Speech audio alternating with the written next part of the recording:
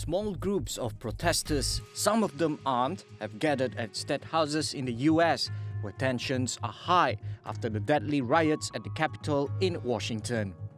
Protests are being held outside Capitol buildings in Texas, Oregon, Michigan, Ohio, and elsewhere. But many other state houses were quiet on Sunday amid a ramping up of security across US legislatures. The FBI has warned of armed protests ahead of Wednesday inaugurations. President-elect Joe Biden will take office 2 weeks after pro-Trump protesters stormed the U.S. Capitol in Washington, D.C. on 6 January, leaving 5 dead, including a police officer. Many cities prepared for potentially violent protests over the weekend, erecting barriers and deploying thousands of National Guard troops. 2 women judges working for the Afghan Supreme Court have been shot dead. They were killed by unidentified gunmen on their way to work on Sunday. The deaths are the latest in a string of assassinations targeting journalists, activists, and other political figures.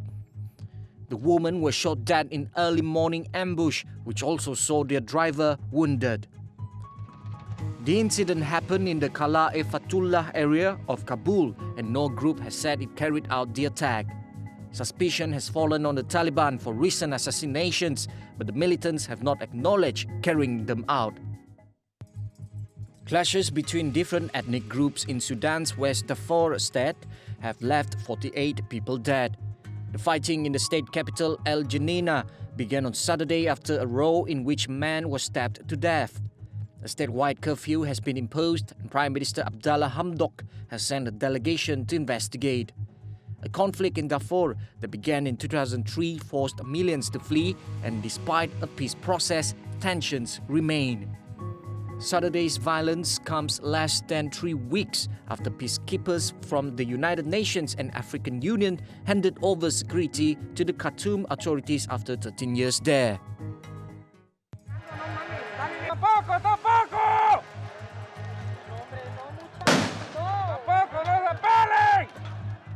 Guatemalan security forces used stick and tear gas to beat back a large migrant caravan bound for the United States. Just days before the advent of a new US administration which urged travelers to abandon the journey, a large sections of the caravan clashed on a road early on Sunday with Guatemalan security officials, some 3,000 of whom had mustered by the village of Avado Hondo. Footage showed hundreds of migrants bounded by a hillside pressing into a wall of security forces which used sticks to repel the surge. An unspecified number of people were injured. During the chaotic melee, security forces fired off a tear gas canister and used a stun grenade to disperse the crowd. But even if the migrants do get past, Mexico is preparing to stop them at its southern border with hundreds of security forces, arguing it must contain the spread of the virus. Law enforcement officials battened down state houses across the country in anticipation of potentially violent protests by Trump supporters who believe the baseless claim that electoral fraud robbed the president of a second term. More than a dozen states have activated National Guard troops to help secure the Capitol buildings following an FBI warning of armed protests. Security officials have eyed the first major flashpoint, as that is when the anti-government movement made plans weeks ago to hold rallies in all 50 states. Capitals in battleground states where Trump has directed his accusations of voter fraud were on especially high alert. Rescuers say that 12 miners trapped underground after an explosion in a Chinese gold mine a week ago are still alive. State media reports the workers managed to send a note to rescuers 7 days after the incident. The fate of another 10 miners missing after the explosions remains unclear. Mining accidents in China are not uncommon and are often due to poorly enforced safety regulations. The 22 were trapped at the Hushan mine near Yantai in Shandong province in eastern China on 10 January after an explosion damaged the exit and the communication system of the mine, which was still under construction. According to state media, rescuers managed to make contact with some of the miners through a narrow shaft.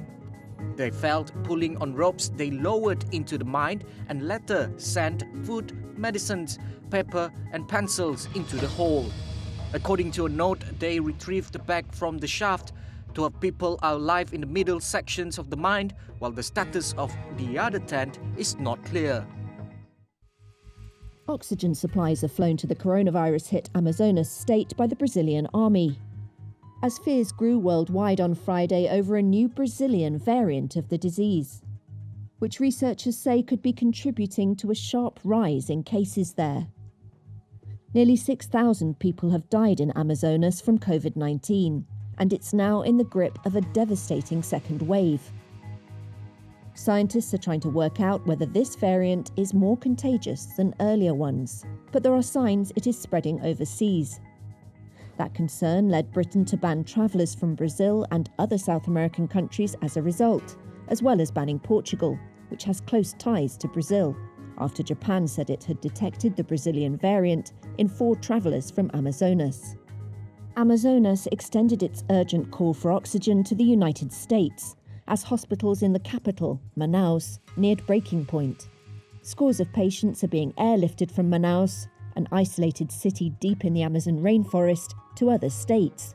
The variant found in Brazil has 12 mutations, including one also found in the highly contagious variants discovered in Britain and South Africa.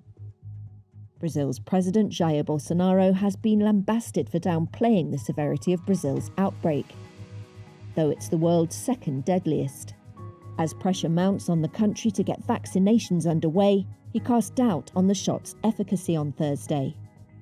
As a leader, I wouldn't force you to take it, he says, adding that it isn't, quote, scientifically proven. Brazil plans to start inoculations in the middle of next week. A deliberate show of military might from North Korea and its leader, Kim Jong-un.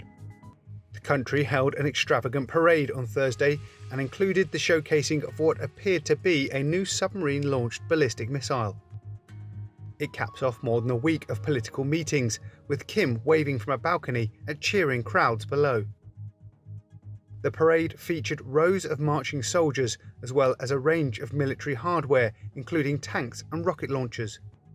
At the end, a number of what analysts said appeared to be a range of new short-range ballistic missiles, including the submarine versions rolled into the square on trucks.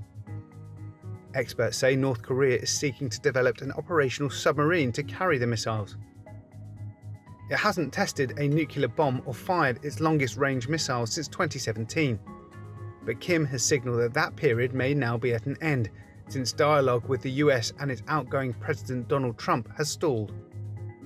North Korean officials have been meeting in Pyongyang for the first party conference in 5 years and rounded off proceedings with a large-scale group photo that included Kim and several thousand members of Congress.